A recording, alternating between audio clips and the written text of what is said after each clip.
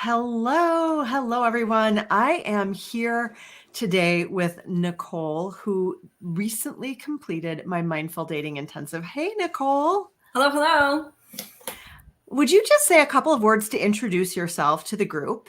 Sure. My name is Nichole Mariakis, and I live in San Antonio, Texas. I am a new graduate, so I'm sure I get to add some letters to my name after this course, And I had the pleasure of meeting Yala through a friend who also lives in Tucson, Arizona. So it's been super fun to meet her virtually, work with her virtually, and then come out the other end just a little bit more excited. So I look forward to sharing more about my journey.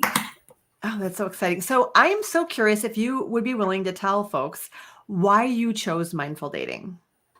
So that's going to be a long answer. Just sit down, get some popcorn, y'all. So I'm a little bit about my dating history is I've done the same thing over and over and expected different results. I don't know if that rings true for everyone else, for anyone else. And to the point of dating fatigue, right? When I heard you say that word, I was like, it has a name. Like it's just so true, right? Get on the app just to solve the problem, to check the box, to go on the date and say you're trying. Like it was just, oh. And my friends are all happily married, bless them. But they, want their friend to be happy too. And so my friend Robin was like, hey, I think you should meet my friend Gael. She is a mindful dating coach. And I'm like, I don't know what that means. So if the word coach means a lot of different things to a lot of different people. And so I was really unsure of what that looked like. I'm already in therapy and have a business coach and I was like, I don't know if I can really be coached by another person right now, just in the season of life that I'm in. And she so generously offered to allow me into her Facebook group so that I could kind of see what's going on. How does this work? How does she communicate? And then I tried the 5-day dating reset. And so that really opened my eyes to, it's not just, hey, let's get together and talk about why you're not dating for like 12 weeks aimlessly. That's what I was worried about. That's the story I told myself. What else could coaching be? Right. And that's not at all what it was. It was a very thought out, methodical, brilliant plan that I am so excited that I decided to say yes to. For those of us type A strategic personalities, this is, you have met her, you have found the magic sauce. It is this. That's awesome. So you did kind of tell us a little bit about your prior dating experience, that you were doing the same things and expecting different results. And I'm just kind of curious, what were those things you were doing and how was that working out? Well, it was not working out is the short story of that. But Okay.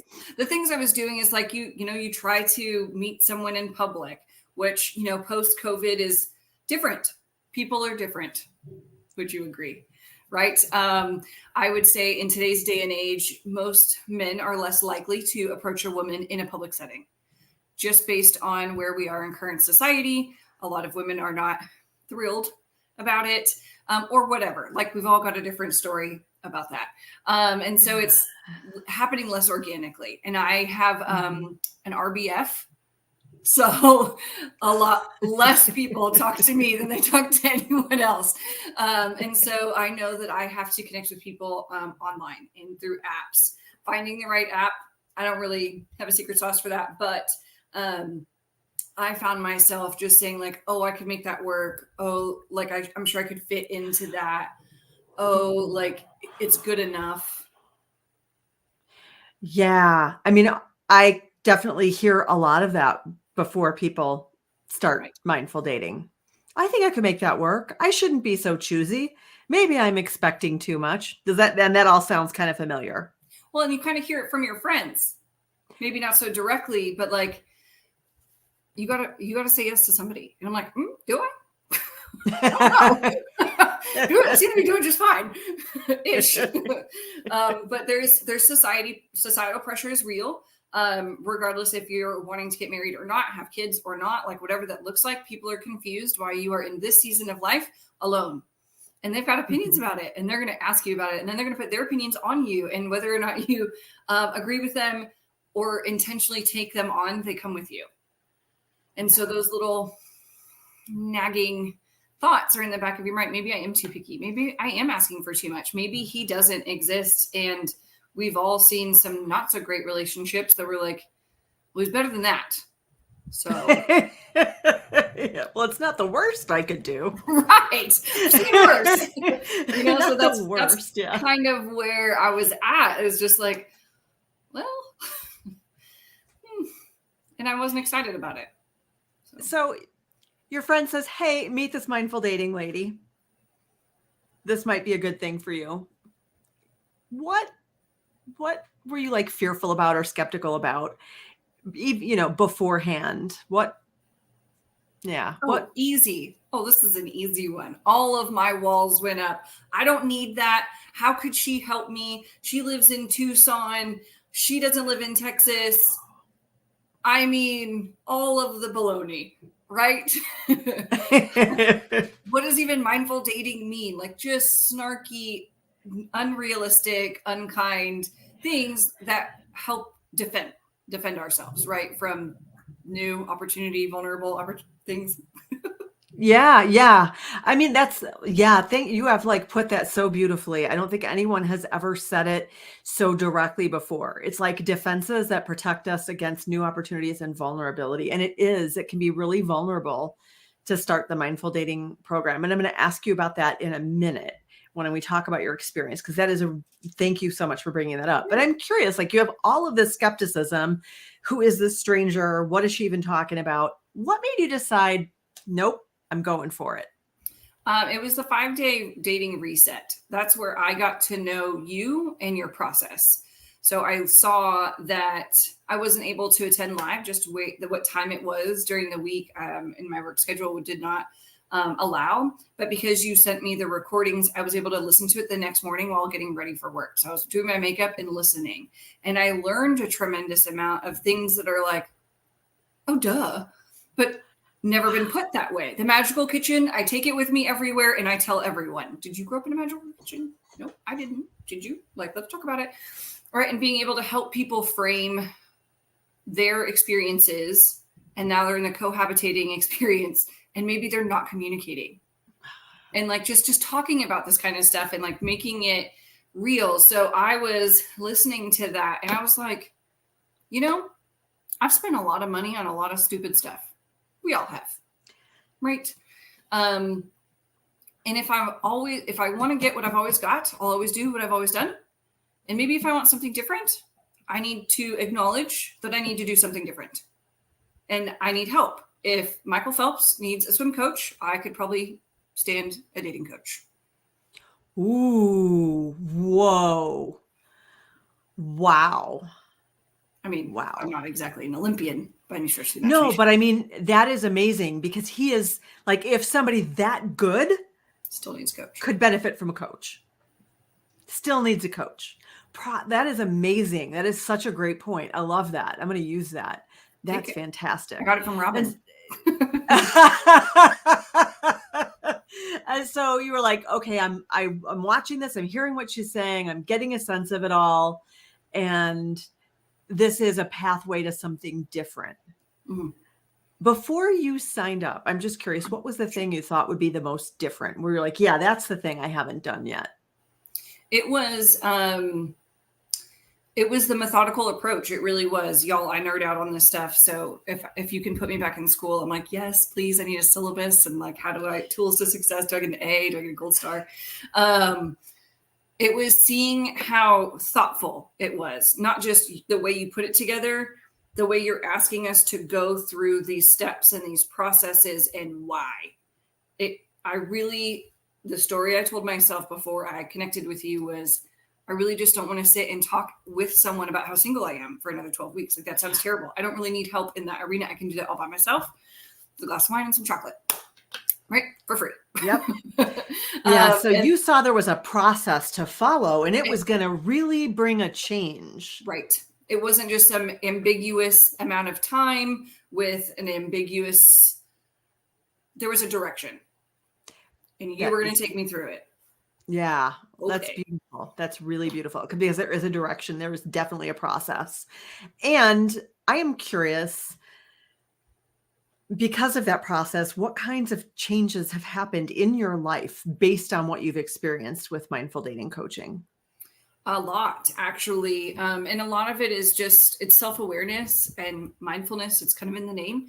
And being aware of when you're not your best self and when you're making decisions based on parts that are trying to defend you or betray you, depending on who's showing up. And just being aware of that's what's happening, but also seeing it in others and being able to identify it. So like So, it's helped in my friendships too. I'm like, okay, all right, I'm not going to take this personally because I know that that's not you talking to me right now. It's fine. We're going to circle back on this. so you're using what you've learned in other areas of your life. This isn't Oh, yeah. just changing your dating life. This is changing other relationships as well. My life, just all the life. Just changing the whole life. That's Mhm. crazy. Okay. So you are like more aware of things. You understand the parts and you get like, oh, that's what's motivating people. What else has changed? How is your like how is your relationship to dating changed and your So thoughts about yourself? so I'm going to answer that second question first. My thoughts about myself. I didn't realize that I was devaluing myself all the time. I could sit here and talk about it for a while on why I think that is. But looking back on past relationships, friendship, romantic, or otherwise professional, how quick I am to be like, it's fine. I'm fine. It's fine. As long as everyone else is happy, it's fine. I will survive. I will be okay. And so I've never really asked for more or put myself as a priority. I see it in decisions I make in as simple as I'm going to make sure I'm upstairs washing my face, brushing my teeth at 9 so I can read and get a good night's rest. That is valuing yourself. I've never made that correlation in my life until I started thinking about, am I valuing myself? And then how do I value others has been, really just like, whoa, wow. Okay. So like, there's been a lot of tenderness in here.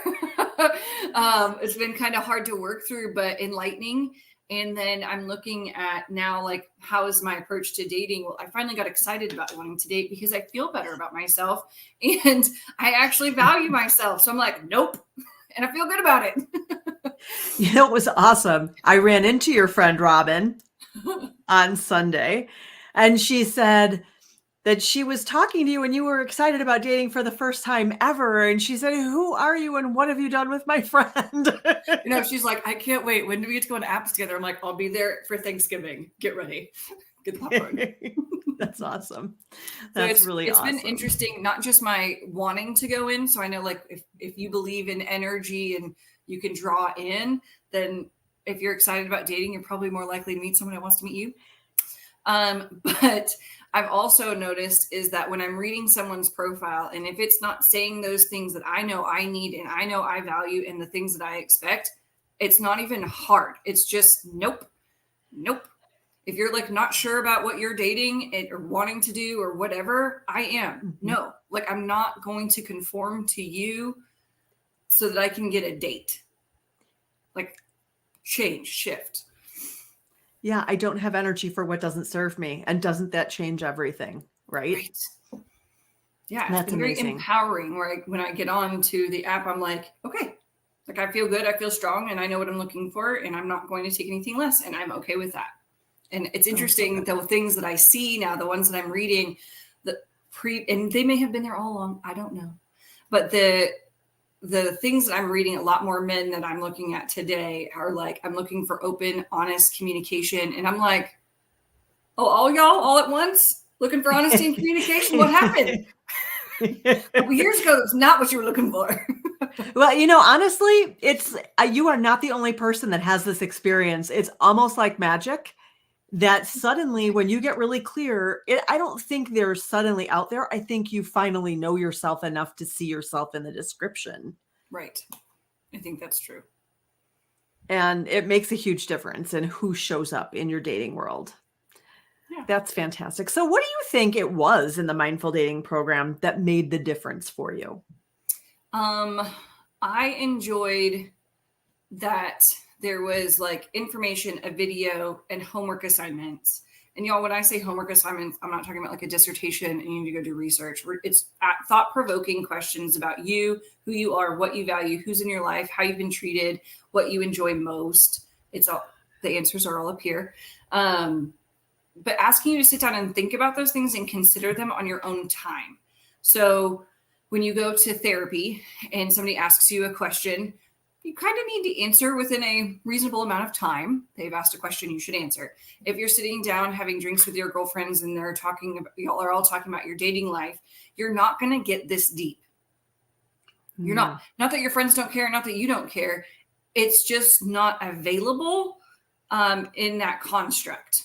And so when y'all piecemeals it and stair steps you through this, you're kind of in this vulnerable state. You're open, you're thinking about it, you're considering it and moving through all of these things that you just, nobody got time to sit down with their friends that often and do that. It's just not logical, right? And then they've got their stuff too. So it can't be like the you show for 12 weeks. And then being able to get feedback, right? Someone validating your concerns, answering your questions, so that you feel heard and understood, or seeking more information. Hey, like, what did you mean? Expand on that. Like, what are you talking about? So you just said something really important, which is the feedback. And you're talking about the videos, the assignments, and the feedback. And there are people who say things to me, and I want to just put it out there to hear your response to this. They say, oh, I can't do that in an assignment. That's not going to help me. I need to do this with you in a one-on-one session and go through all of this. And my thinking is, do you know how many hours of my time you would have to buy for that? Yeah, that's a lot of hours. Do you have that's a lot of hours? When I do?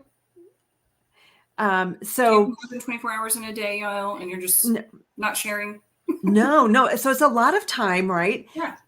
And did you feel that you got something out of doing it in writing? And did you feel that you got something out of the feedback that I wrote on your assignments? Yes and yes. So for me, I'm quick to answer. I'm quick to respond. I don't go very deep in my thought if I need to respond to you. Because I had the time and I gave myself the space to type it out, it gave me time to like, okay, I'm not ready to answer that question. I'm going to go do the dishes and then I'll come back to it so that my brain could chew on it, or I could get real with myself. Sometimes we're not trying to be honest. So that I could type it out succinctly and be real, right? There were some homework assignments. I watched the video and I was like, nope, not today. I just didn't have the strength to do it. I didn't have the courage to look internally to that degree. And so I was not ready that day, but I was ready the next day. And you can't do that if you're having a phone conversation. Yeah, you really can't. And most people, after they have finished the Mindful Dating Intensive, they say that feedback was super helpful. Yeah. That my tone is warm. They can hear me. They can hear my voice. Super kind. Like you were in just the feedback. The sweetest. Yeah. Oh, thank you. So it's not like it's harsh. I'm not judging or criticizing in that. It's really just sort of furthering the learning and deepening, forwarding the action, deepening the learning, really furthering the whole process that we're doing, moving you forward in the program.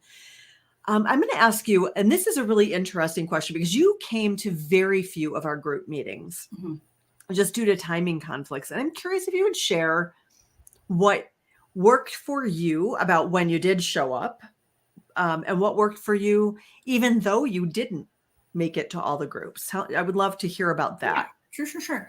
So y'all, if you're watching this and you're like, I don't know, I'm on the fence.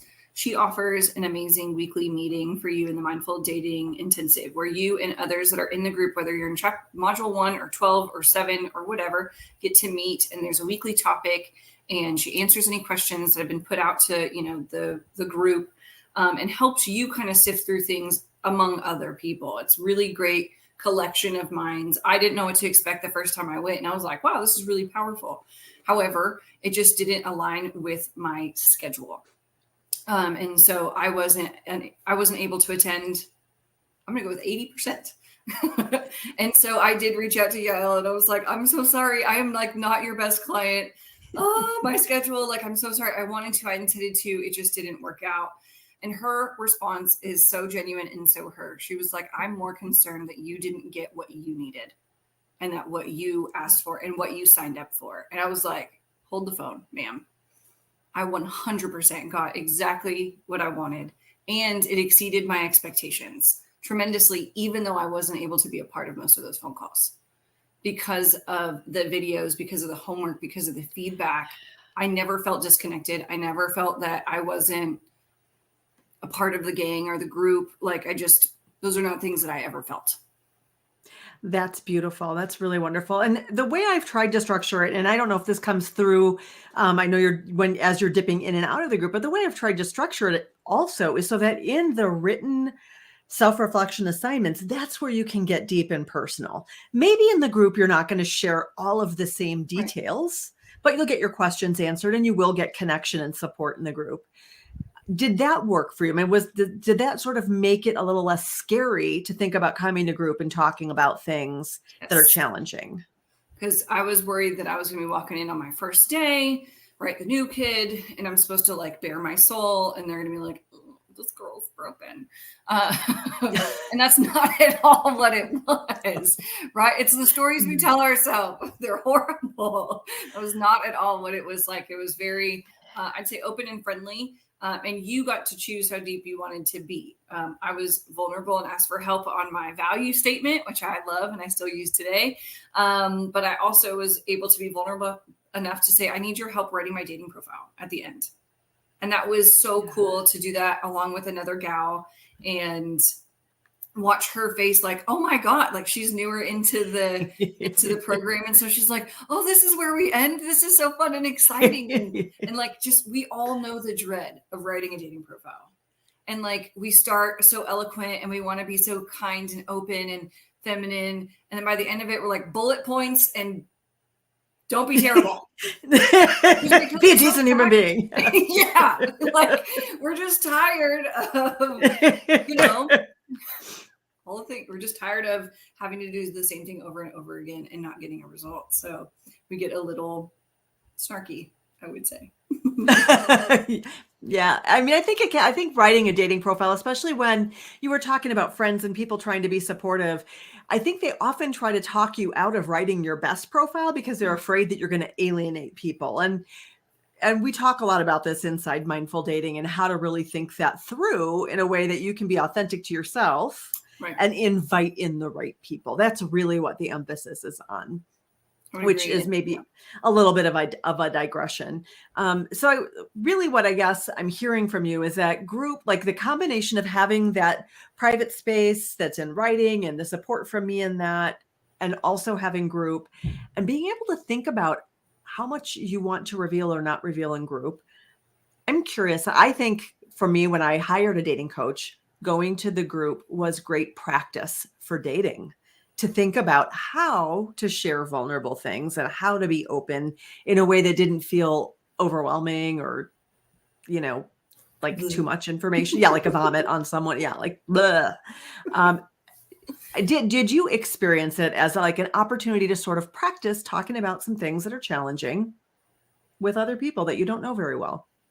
I had not made that correlation, but that makes perfectly logical sense. I probably more align with the I'm going to share too much. I think that we all have hard stuff. And if you ask me a question, I'm going to be honest about it. So maybe it's better. Be careful what you ask. I'll be honest. Yeah, that was not me. I was like, no, we're not talking about me. We'll talk about you the whole time. Yeah. So the group was really, for me, was a really big deal. And I was really worried that you weren't going to get all that you needed. And I'm curious, did you watch the replays that got sent out? Were you able to catch any of those? I was able to watch some of them. I was not as diligent, I will be honest, as I was during the 5-day reset. And I think part of that is just, right, you got 5 days, you can do anything for 5 days, right? And then it was like 12 weeks. And I'm like, I'm struggling. Just my time management as of late has not been super great. And that's all on me, but I have access to them. So there's nothing to say I can't go watch them. It's 100% true. You do have access to them. That is right. Wonderful. So I'm curious then, if you could tell me what's the before and after comparison? If we had like a photo, we could say this was Nichole before mindful dating and this is Nichole after. Give us that comparison. Be careful what you wish for. Okay. No, I'm just kidding. Before, I would say guarded. I'm going to go with angry because I don't have a better word right now. Yeah. Scared that maybe I won't find my person. Frustrated with the process, frustrated with myself, exasperated because I just don't have a better option. Yeah. Right? Like you can be frustrated all day long, but if you don't have a solution to a problem, it's pretty disheartening. Yeah. And I would say that now I'm like, okay, this is so, like, I'm excited to open the app. And I would say my behavior is a little bit different in the sense that, like, I got a message on Friday, and instead of like, oh my God, I need to hurry up, I need to answer, I need to look, I was like, I'll get to it. Like, I'm spending time with friends watching the eclipse, which crossed right over us. Like, I need to be doing that.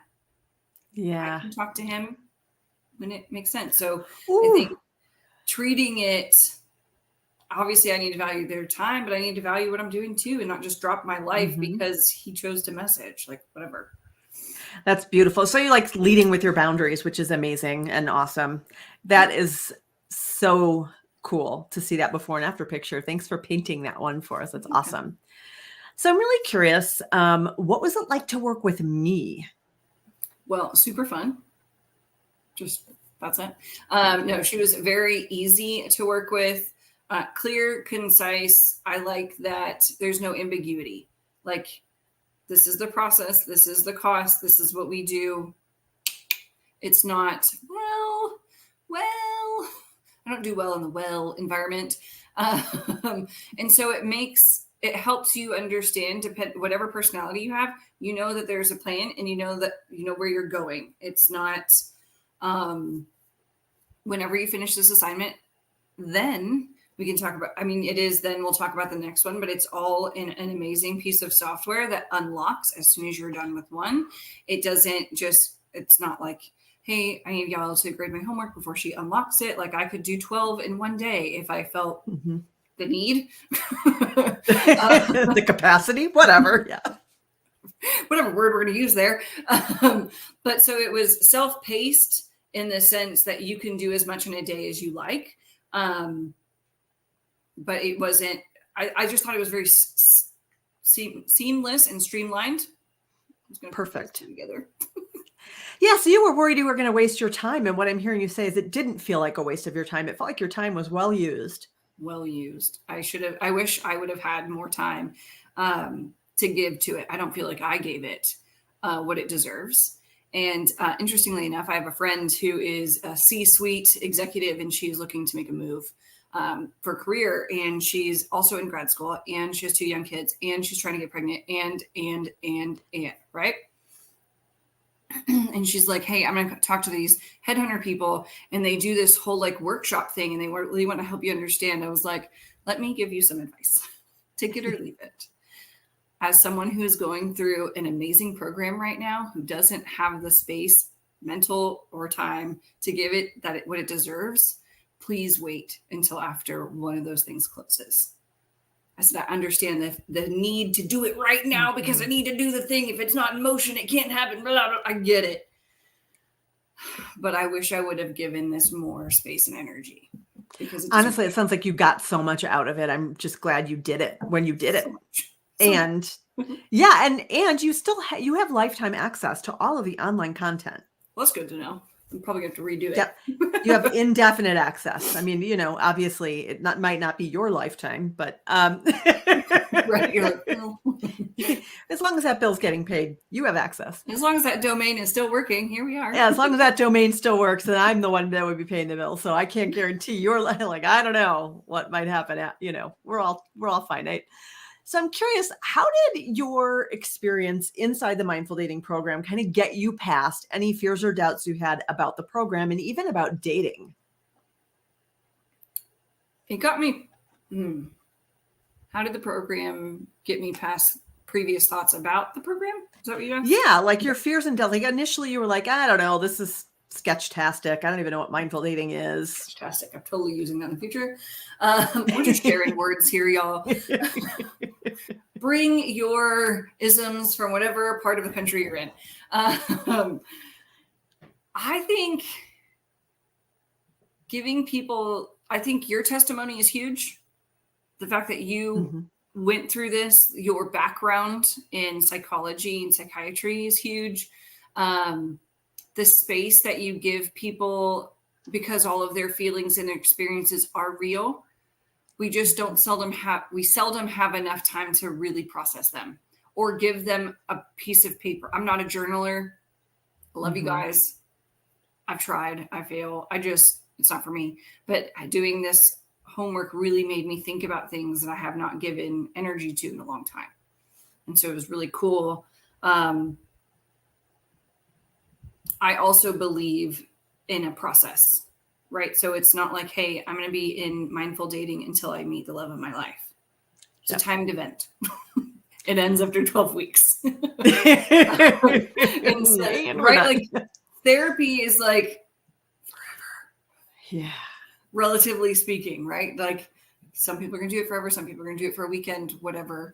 And so I was just a little concerned about the longevity.